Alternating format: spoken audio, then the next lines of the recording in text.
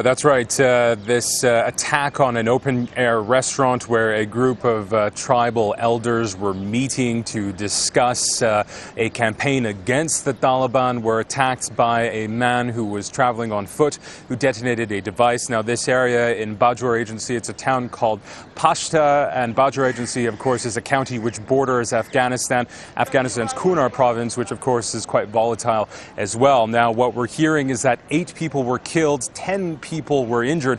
And really what this attack is it's the 5th attack, a series of attacks that the Taliban has claimed responsibility for since the killing of Osama bin Laden by U.S. forces on the 2nd of May. So the security situation here in Pakistan is certainly getting quite bad.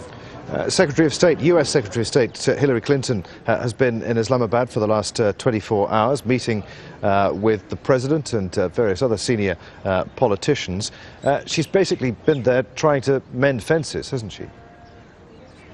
She certainly was, but what was quite interesting when the Secretary of State arrived here in Islamabad, as well as with Admiral Mike Mullen, the Joint Chiefs of Staff in the United States, there was an opportunity for the media to sit with them sort of before they went into more extensive meetings. And what was quite interesting about this meeting was that there was no smiles, there was no warm handshakes, and normally when these leaders meet, there really is this sort of sense of camaraderie and warmth, and that was really missing. Now, what we've been hearing that in these sort of exhaustive meetings that have been going on between the Secretary of State, the President and Prime Minister of Pakistan, and indeed leaders of the militaries, that the United States has asked Pakistan to ramp up their efforts to fight against extremists, to fight against the Taliban, and has also given Pakistan a list of 5 names which has the names of people like Mullah Omar, Ayman Zawahiri, and indeed other people who are with Al-Qaeda and other sort of extremist groups operating here in Pakistan, or believed to be operating here in Pakistan. They want the Pakistanis to effectively get